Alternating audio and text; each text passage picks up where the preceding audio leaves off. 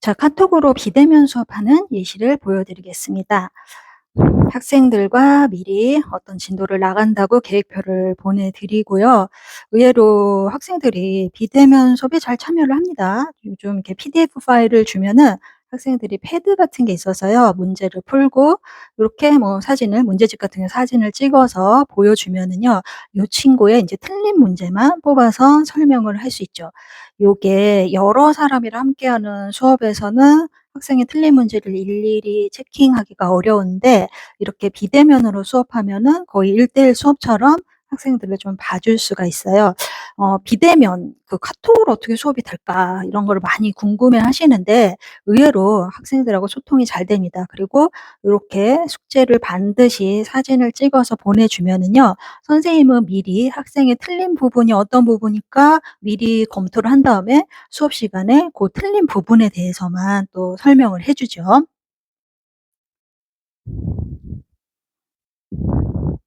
부족한 부분이 생기면 추가 설명을 해 줍니다. 자, 요렇게 PDF 파일로 요즘에는 문제가 많이 나와 있어서 학생이 풀 문제를 미리 PDF 파일로 주고 요 친구는 이 지도 문제가 자꾸 틀려요. 지도마다 약간 그 표시 방법이 달라서 선생님이 여러 지도의 사례를 이렇게 보여주고 자, 요 문제가 왜 틀렸는지 또 설명을 해 줍니다. "아 이해됐어요." 요런 말을 들으면은 선생님들은 수업하면서 굉장히 기쁘죠. 이해가 됐다는 말을 들으면은요. 사회 같은 경우는 이제 그래프 문제가 많이 나와서요. 또 틀린 문제에 대해서 어떤 그래프 해석이 틀렸는지 알려주고 요 친구가 자주 틀리는 도시 문제 같은 경우도 이제 키워드를 써서 어떤 도시 이름을 다 외우는 게 아니라 딱 그 단어가 나와요. 뭐 예를 들면 금융이 나오면 뉴욕, 문화가 나오면 빈이라든지 요런 키워드를 암기하는 방법을 알려주고요.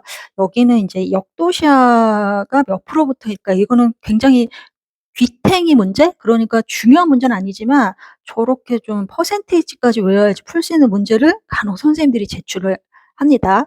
자, 학생이 이제 "유학 떠나는 사람들이 줄어드는 건 공급이 감소입니까?"라고 질문을 해서 요렇게 카톡으로 설명을 해 주고 있습니다. 요때는 마지막 이제 직전 보강이어 가지고요. 학생들이 틀릴 만한 쪼끔 암기가 필요한 내용을 다시 한번 짚어보는 시간이었습니다. 중간 지역의 키워드만 정리해서 보여줬고요. 그리고 마지막 파이널로 빈칸 채우기 이렇게 중요한 내용을 지워서 주면은 학생이 또 요 빈칸을 채워서 이렇게 답장을 보냅니다. 요런 거는 또 카톡 수업에서만 가능한 일이죠.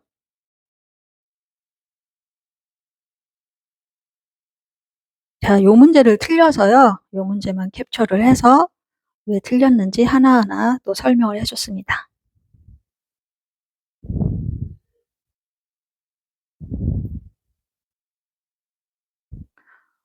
비대면 수업은 개념 영상은 미리 만들어 놓은 거를 봐야 돼요. 그러니까 개념 설명은 미리 듣고 수업 시간에서는 암기와 문제풀이 위주로 진행이 되죠. 자, 생산 가능 인구는 몇 살부터 몇 살입니까? 그런데 좀 치사하게 15 세에서